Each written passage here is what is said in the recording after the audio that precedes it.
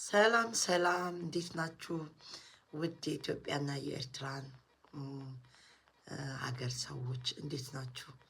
የተወደዳችሁ የእግዚአብሔር ደግሞ ቤተሰቦች ማለት ነው፣ እንዴት ናችሁ?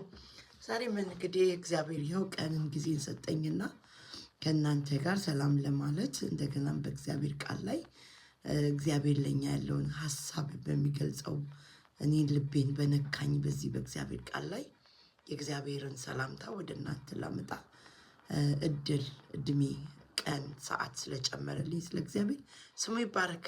ቀንም ሌሊትም ማታም ሁሌ እናመሰግነው የለም ቢደላም ባይደላም ብንኖር በቃ ኖረን በምድር ላይ እስካለን ድረስ ለእግዚአብሔር ክብር የሚሆን ነገር ማለት ነው። እና መዝሙረ ዳዊት ምዕራፍ 34 እንዲህ 24 በአዲሱ መደበኛ ትርጉም እንዲህ ይላል። በጌታ በኢየሱስ ክርስቶስ ስም አነበዋለሁ። በአብ በወልድ በመንፈስ ቅዱስ ስም። ምድር በእርሷ ያለው ሁሉ ዓለምና በውስጧ የሚኖር ሁሉ የእግዚአብሔር ነው።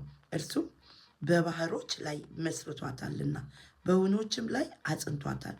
ወደ እግዚአብሔር ተራራ ማን ሊወጣ ይችላል? በተቀደሰ ስፍራ ውስጥ ማን ይቆማል?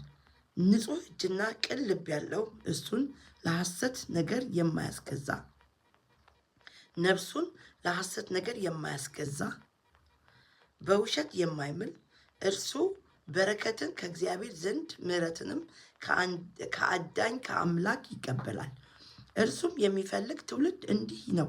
ያዕቆብ አምላክ ሆይ ፊትህን የሚፈልግ እንዲህ ያለ ነው። እናንተ ደጆች ቀና በሉ፣ በእናንተ የዘላለም በሮች የክብር ንጉሥ እንዲገባ ብድግ በሉ። ይህ የክብር ንጉሥ ማን ነው? እግዚአብሔር ነው። ብርቱና ኃያል እግዚአብሔር ነው፣ በውጊያ ኃያል እና እናንተ ደጆች ቀና በሉ፣ እናንተ የዘላለም በሮች የክብር ንጉሥ እንዲገባ ብድግ በሉ ይላል። እና እናንተ በዛኛው ደግሞ በሩን ክፈቱለት የክብር ንጉሥ ይግባ ነው የሚለው። ጌታ ስሙ ይባረክ። ስለዚህ በዚህ በቃ የክብር ንጉሥ ወደ እናንተ እንዲገባ ይቺ ማለዳ በእኔ ቤት እንዲገባ የገባው ሁልጊዜም ደግሞ በእኔ ቤት እንዲኖር ደግሞ በአዳኙ በኢየሱስ ክርስቶስ ያላመናችሁ ደግሞ በኢየሱስ ክርስቶስ ማመን እንዲሆንላችሁ ይህ የክብር ንጉሥ ወደ ቤታችሁ፣ ወደ ልባችሁ፣ ወደ ማንነታችሁ እንዲገባ በጌታ በኢየሱስ ስም ይህ ቀን አይለፋችሁ። ዛሬ የመዳን ቀን ይሁንላችሁ። ነፍስ የተጨነቀች ነፍስ እግዚአብሔርን በማወቅ ትባረክ። ምክንያቱም በኢየሱስ ክርስቶስ በማመን የሚገኘውን የዘላለም ሕይወት ለማግኘት ወደ እግዚአብሔር